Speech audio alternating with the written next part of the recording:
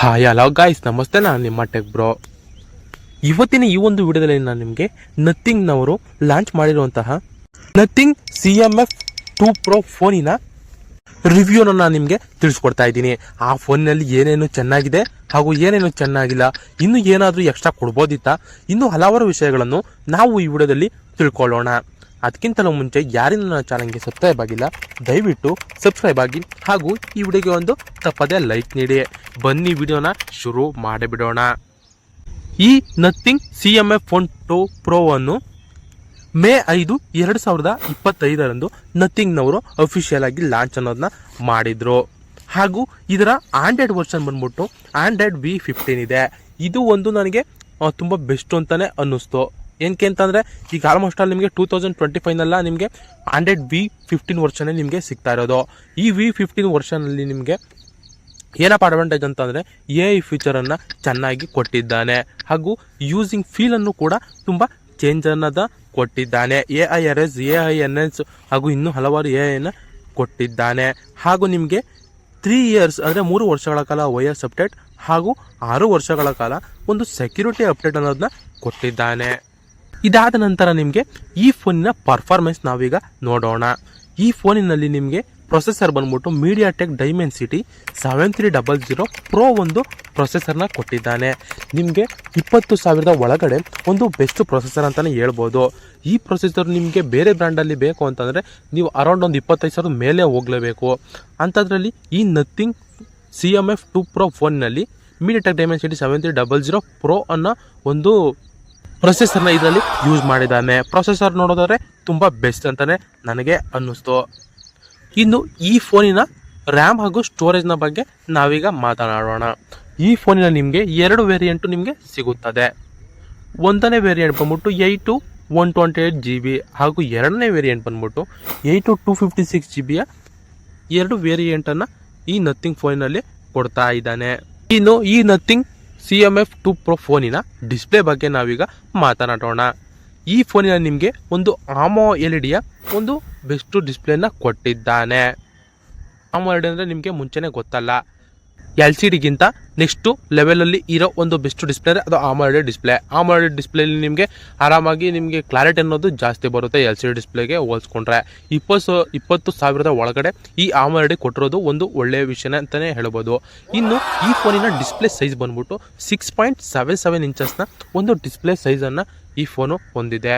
ಹಾಗೂ ಈ ಫೋನಿನ ಬ್ರೈಟ್ನೆಸ್ ಬಗ್ಗೆ ನೋಡೋದಾದರೆ ನಿಮಗೆ 3000 ನಿಟ್ಸು ಅಂದರೆ 3000 ನಿಟ್ಸ್ ಅನ್ನೋದನ್ನ ಒಂದು ಬ್ರೈಟ್ನೆಸ್ಸನ್ನು ಕೊಟ್ಟಿದ್ದಾನೆ. ಈ ಬ್ರೈಟ್ನೆಸ್ ನಿಮಗೆ ಏನಕ್ಕಪ್ಪ ಹೆಲ್ಪ್ ಆಗುತ್ತೆ ಅಂತಂದರೆ ನೀವು ಬಿಸಿಲಲ್ಲಿ ಏನಾದರೂ ಫೋನ್ನ ಯೂಸ್ ಮಾಡಬೇಕಾದ್ರೆ ನಿಮಗೆ ಯಾವುದೇ ರೀತಿಯ ಫೀಲ್ ಅನ್ನೋದು ಕೊಡೋಲ್ಲ. ಬಿಸಿಲಲ್ಲಿ ಯೂಸ್ ಮಾಡ್ತಿದ್ರೆ ಬೇರೆ ಫೋನ್ ನೋಡೋದಾದರೆ ನೀವು ಬಿಸಿಲಲ್ಲಿ ತುಂಬ ಡಾರ್ಕ್ ಆಗಿಬಿಡುತ್ತೆ ಹಾಗೂ ಡಿಸ್ಪ್ಲೇಲಿ ಏನೂ ಕಾಣಿಸೋದೇ ಇಲ್ಲ. ಆ ಒಂದು ಪ್ರಾಬ್ಲಮ್ನ ಸಾಲ್ವ್ ಮಾಡೋದಕ್ಕೋಸ್ಕರ ಈ ಡಿಸ್ಪ್ಲೇ ಪೀಕ್ ಬ್ರೈಟ್ನೆಸ್ಸನ್ನು ಜಾಸ್ತಿ ಕೊಟ್ಟಿರ್ತಾರೆ ಈ ಫೋನಿನಲ್ಲಿ. ಇದರಿಂದ ನಿಮಗೆ ಮನೆ ಕೂತ್ಕೊಂಡು ನೀವು ಫೋನ್ ಯೂಸ್ ಮಾಡ್ತಿದ್ರೆ ಯಾವ ಥರ ಫೀಲ್ ಆಗುತ್ತೋ ಸೇಮ್ ಅದೇ ಥರ ಫೀಲು ನಿಮಗೆ ಬಿಸಿಲಲ್ಲೂ ಕೂಡ ಆಗುತ್ತೆ. ಈ ಫೋನಿನ ರಿಫ್ರೆಶ್ ರೇಟ್ ನೋಡೋದಾದ್ರೆ ನಿಮಗೆ 120 ಹರ್ಟ್ಜ್ನ ಒಂದು ರಿಫ್ರೆಶ್ ರೇಟನ್ನು ಕೊಟ್ಟಿದ್ದಾನೆ. ಈ ರಿಫ್ರೆಶ್ ರೇಟ್ನಲ್ಲಿ ನಿಮಗೆ 3 ಥರ ಬರುತ್ತದೆ: 30 ಹರ್ಟ್ಜ್, 90 ಹರ್ಟ್ಜ್, 120 ಹರ್ಟ್ಜ್ ಅಂತ. ಇದರಲ್ಲಿ ನಿಮಗೆ ಬಿಗ್ಗು ಕ್ವಾಲಿಟಿ ಒಂದು 120 ಹರ್ಟ್ಜ್ ರಿಫ್ರೆಶ್ ರೇಟನ್ನು ಕೊಟ್ಟಿದ್ದಾನೆ. ರಿಫ್ರೆಶ್ ರೇಟ್ ಅಂದರೆ ಏನಪ್ಪ ಅಂತಂದರೆ ನೀವು ಯಾವುದನ್ನ ಒಂದು ಅಪ್ಲಿಕೇಶನನ್ನು ಇಲ್ಲ ಅಥವಾ ಯಾವುದೋ ಒಂದು ವಿಡಿಯೋನ ನೀವು ನೋಡೋಕ್ಕೋಸ್ಕರ ಓಪನ್ ಮಾಡಿದ ತಕ್ಷಣ ಕ್ವಿಕ್ಕಾಗಿ ಬೇಗ ವರ್ಕ್ ಆಗಲು ಈ ರಿಫ್ರೆಶ್ ರೇಟನ್ನು ಯೂಸ್ ಮಾಡ್ತಾರೆ. ನೀವು 30 ಹರ್ಟ್ಜ್ ರಿಫ್ರೆಶ್ ರೇಟ್ ನಿಮ್ಮ ಫೋನಲ್ಲಿ ಇದ್ದರೆ ನೀವು ಹಿಂಗೆ ಆ್ಯಪ್ನ ಓಪನ್ ಮಾಡಿದರೆ ಅದು 5 ನಿಮಿಷ 10 ನಿಮಿಷ ವೆಯ್ಟ್ ಮಾಡಿಸಿ ಆಮೇಲೆ ಓಪನ್ ಆಗುತ್ತದೆ, ಬೇಗ ಓಪನ್ ಆಗಲ್ಲ. ಈ 120 ಹರ್ಟ್ಜ್ ಇರೋ ಫೋನಲ್ಲಿ ನೀವು ಯಾವುದೇ ಒಂದು ಅಪ್ಲಿಕೇಶನ್ನ ಓಪನ್ ಮಾಡಿದಾಗ ಕ್ವಿಕ್ಕಾಗಿ ವರ್ಕ್ ಆಗಿಬಿಡುತ್ತೆ ಅಪ್ಲಿಕೇಶನ್ನು.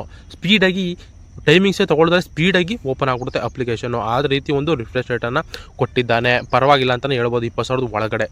ಇನ್ನು ಈ ಫೋನಿನ ಡಿಸ್ಪ್ಲೇ ಮೇಲೆ ಒಂದು ಸ್ಕ್ರೀನ್ ಗಾರ್ಡನ್ನು ಕೊಟ್ಟಿರ್ತಾನೆ.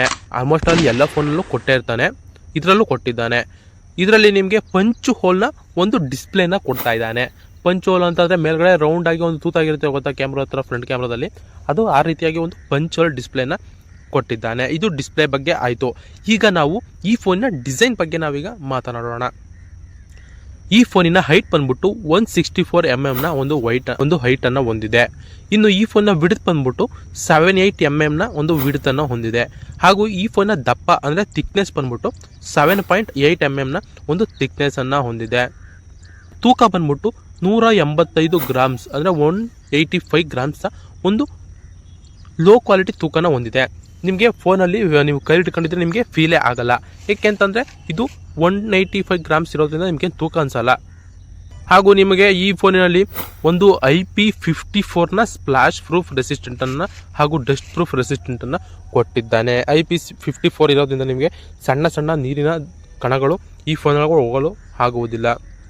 ಹಾಗೂ ಸಣ್ಣ ಸಣ್ಣ ಧೂಳು ಕೂಡ ಈ ಫೋನ್ನ ಒಳಗಡೆ ಹೋಗಲು ಆಗೋದಿಲ್ಲ. ಆ ರೀತಿ ಒಂದು IP54ನ ಪ್ರೊಟೆಕ್ಷನನ್ನು ಕೊಟ್ಟಿದ್ದಾನೆ. ಒಂದು ಒಳ್ಳೆ ವಿಷಯ ಅಂತಲೇ ಹೇಳ್ಬೋದು.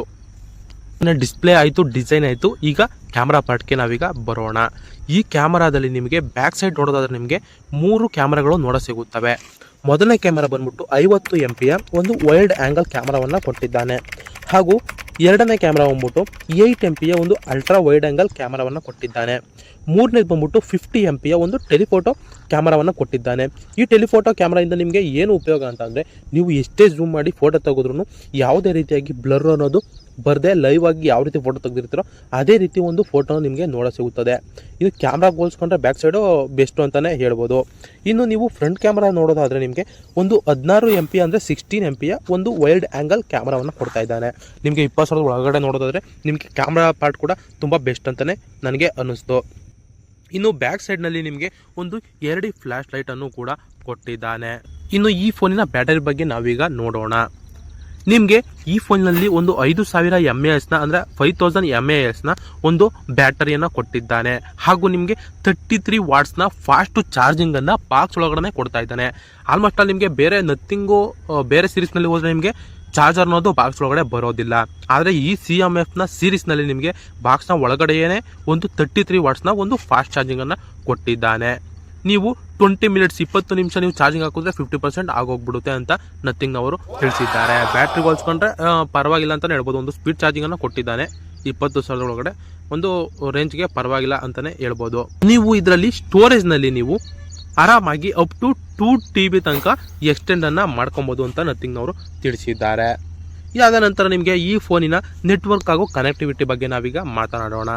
ಈ ಫೋನಲ್ಲಿ ನಿಮಗೆ 2 ಸಿಮ್ಗಳನ್ನು ಆರಾಮಾಗಿ ಹಾಕೋಬೋದು. ಅಂದರೆ 2 ನ್ಯಾನೋ ಸಿಮ್ಗಳನ್ನು ಹಾಕೊಂಡು ನೀವು ಆರಾಮಾಗಿ ಯೂಸ್ ಮಾಡ್ಬೋದು.